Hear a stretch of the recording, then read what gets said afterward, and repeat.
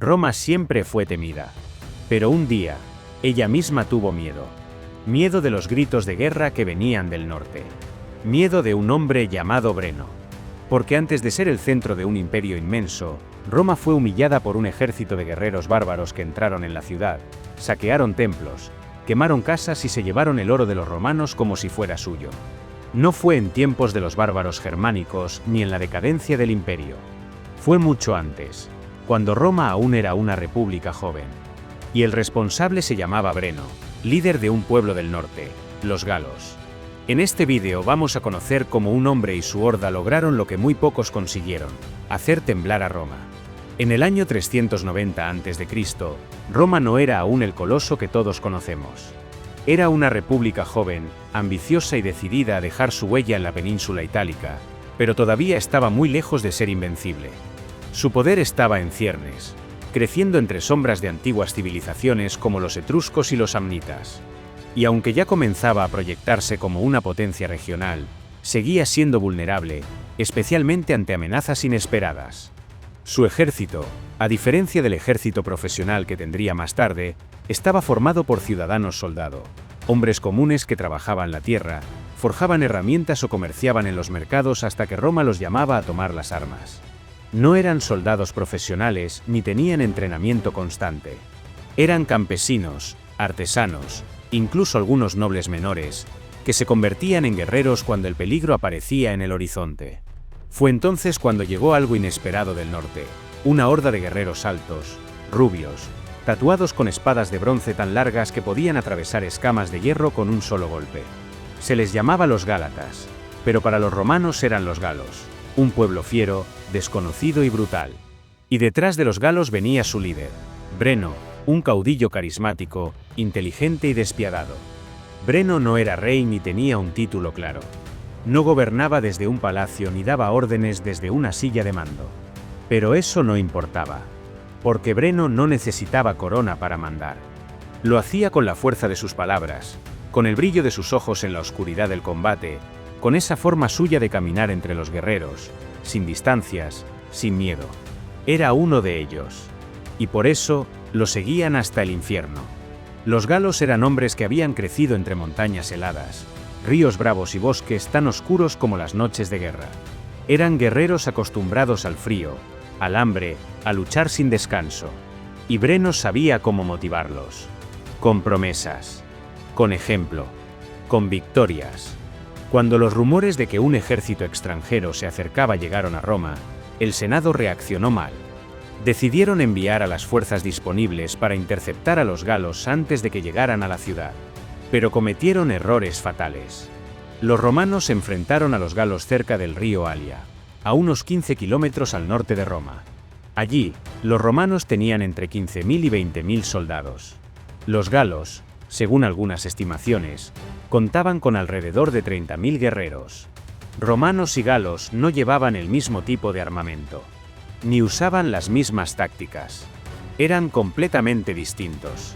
Los romanos usaban entonces una formación menos organizada que en épocas posteriores. Sus soldados no eran profesionales, sino campesinos y artesanos armados con lo que podían conseguir: cascos de bronce, escamas cosidas sobre cuero, escudos redondos u ovalados y espadas cortas de hierro. Luchaban en filas compactas, intentando mantener el orden. Era el estilo etrusco que habían heredado. Pero este estilo ya no serviría contra lo que estaba por venir. Frente a ellos, los galos eran muy distintos. Altos, musculosos, cubiertos de tatuajes que marcaban sus victorias pasadas. Llevaban espadas curvas de bronce, capaces de destrozar armaduras ligeras con un solo golpe. Usaban lanzas pesadas y jabalinas, y combatían de forma totalmente distinta.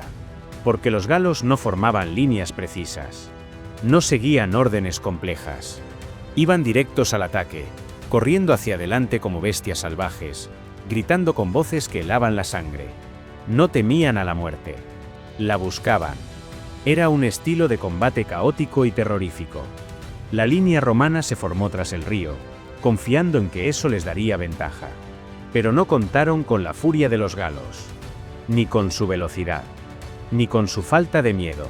El combate fue breve, brutal, totalmente desigual.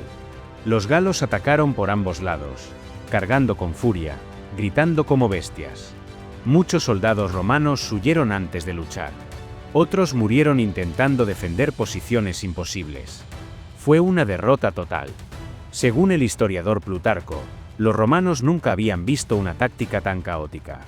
No peleaban como ejércitos civilizados, peleaban como lobos, escribió. Era algo nuevo, algo impredecible, algo imparable. Y mientras los supervivientes huían hacia la ciudad, otros escapaban a refugiarse en Veii, una antigua ciudad vecina. Pero ya no había ejército, ya no había defensa real. Solo quedaba Roma. Con la vanguardia romana destruida, ya no había nada entre Breno y la ciudad eterna. Sin resistencia real, los galos avanzaron hacia Roma. Quemaban aldeas, tomaban prisioneros, robaban ganado y cantaban victoria antes de haberla conseguido. En Roma, el pánico se apoderó de la ciudad.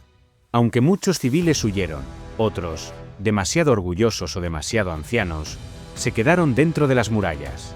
No eran soldados. Eran senadores, sacerdotes, artesanos y familias enteras temblando detrás de las paredes. Breno decidió no atacar directamente. Era inteligente. Sabía que la paciencia también era un arma. Así que sitió la ciudad, bloqueó suministros, quemó casas y campos a su alrededor. Pasaron días y luego semanas. El hambre comenzó a hacer estragos dentro de Roma. La resistencia se debilitaba.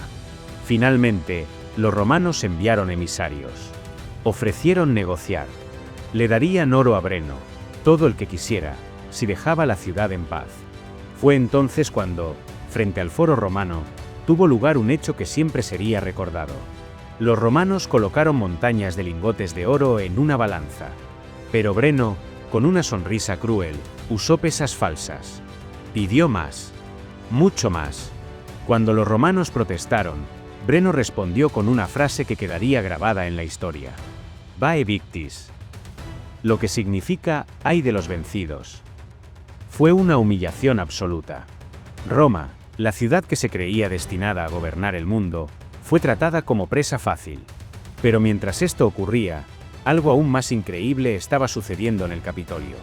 Un grupo de defensores, comandados por algunos patricios y veteranos, resistía aún en lo alto de la colina capitolina, protegiendo el templo de Júpiter. Y ahí, en medio del cerco, pasó algo que los romanos nunca olvidarían. Una noche, Breno decidió mandar a un grupo de guerreros a escalar el camino más empinado del Capitolio, pensando que nadie los vería. Pero alguien sí los oyó. Los gansos sagrados del templo de Juno, animales mantenidos como símbolos religiosos, comenzaron a graznar furiosamente ante el sonido de los guerreros escalando. El ruido despertó a los defensores romanos, que se lanzaron a repeler el ataque. Fue una victoria mínima, pero crucial. Impidió que Breno tomara el último reducto romano. Y dio tiempo a que llegaran refuerzos. El general Fabiolo, que había estado reuniendo fuerzas en Veii, regresó con un ejército renovado.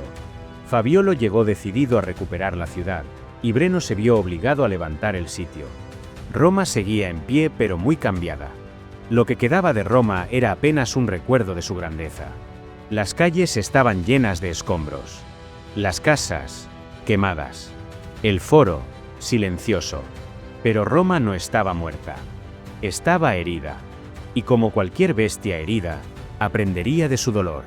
A partir de aquel día, Roma cambió. Reforzó sus murallas.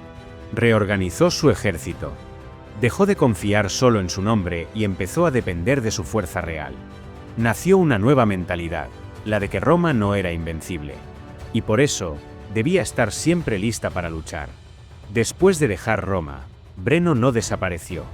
Volvió al norte, cargado con el oro que había arrancado a los romanos. Pero su leyenda no terminaría en gloria. Algunas fuentes dicen que, años después, intentó repetir su éxito en Grecia. Pero allí no fue recibido como un héroe, sino como un invasor. Fue derrotado y murió en combate. Otras versiones cuentan que fue traicionado por su propio pueblo, cansado de guerras interminables. Sea cual sea la verdad, su nombre quedó para siempre ligado a la única gran derrota militar de Roma en toda su historia republicana temprana.